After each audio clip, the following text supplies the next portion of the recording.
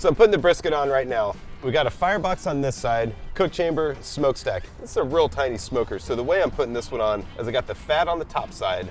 There are two types of people in this world. One's fat side up, the other half is fat side down. I like it fat side up. I always put the point towards the fire because it's got more fat, it's got a little bit more insulation right there. So the fire is gonna come up here, it's gonna go across here, underneath, on top, swirl around, do all kinds of stuff, and go out the smokestack. I've got the flat, it's by the smokestack. There's gonna be a high concentrated heat right here, so I'm gonna have to be really careful not to burn that. One thing is a big fire and it's a small cook chamber. I'm gonna put a water pan in here. And that's gonna keep a lot of moisture in the cooking chamber. It's gonna help it not burn quite so easily. We got fat on top, point towards the fire, flat towards the smokestack, water pan in there to keep it moist. Shut the lid and watch it fire for a long time. So how long is a long time? Well, long enough to drink a beer. Long enough to need a koozie for it too. And talk about brisket. A good rule of thumb to go by for how long a brisket's gonna cook is generally about an hour to an hour and 15 minutes per pound. For this brisket, I always kind of calculate about 12 hours. If I'm gonna serve it at 5 p.m., I'm gonna start it at 5 o'clock a.m.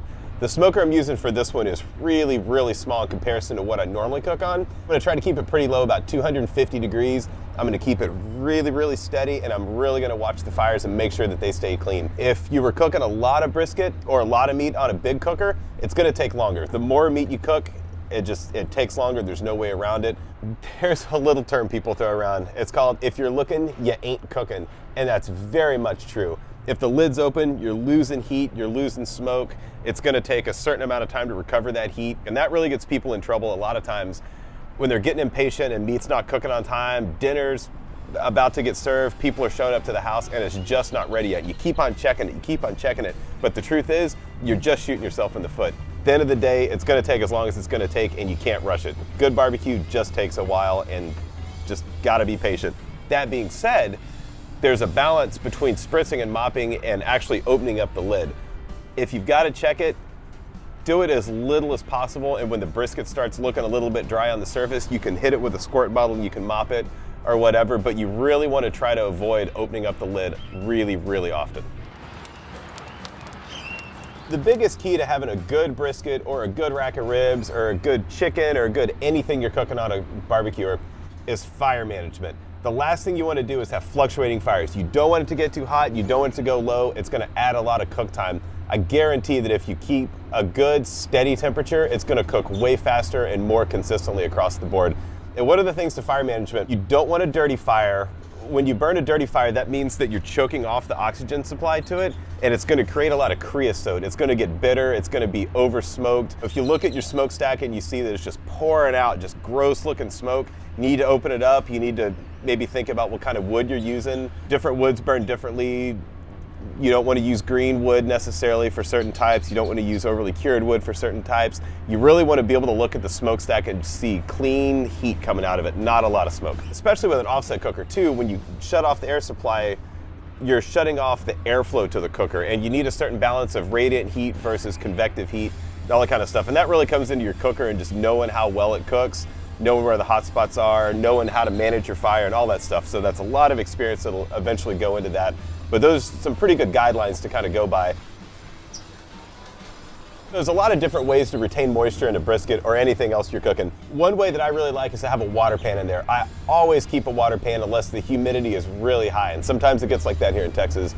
But elsewhere, it may not. Always keep a water pan. Other ways are spritzing, mopping, or the two main ones. Spritzing generally means that you've got some type of thin liquid in a squirt bottle, like a little squirty spray bottle. I like that. It could be water, it could be apple juice, you could put hot sauce in there, you could do apple cider vinegar, white vinegar, anything you want. The world is yours. A lot of people think it adds a lot of flavor. I use it more to keep meat moist and to keep stuff from burning. Another method is mopping, and that essentially is just some type of liquid. It could have onions, garlic, oil, butter, all kinds of stuff, and it literally means a mop. You've got a pot, it's staying hot, you stick a mop in there and you mop the top of the meat.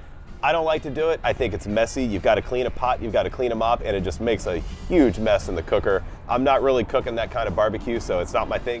So to wrap or not to wrap, a lot of people claim to want to wrap briskets. A lot of people claim to not wrap briskets.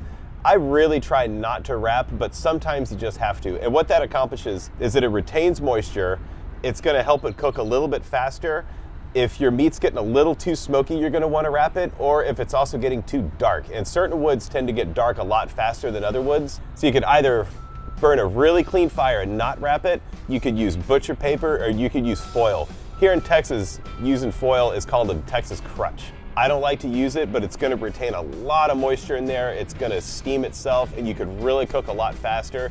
If you're getting in trouble and maybe your brisket wasn't gonna get done on time, you could wrap it in foil and really accelerate the cook time. It really comes down to taste.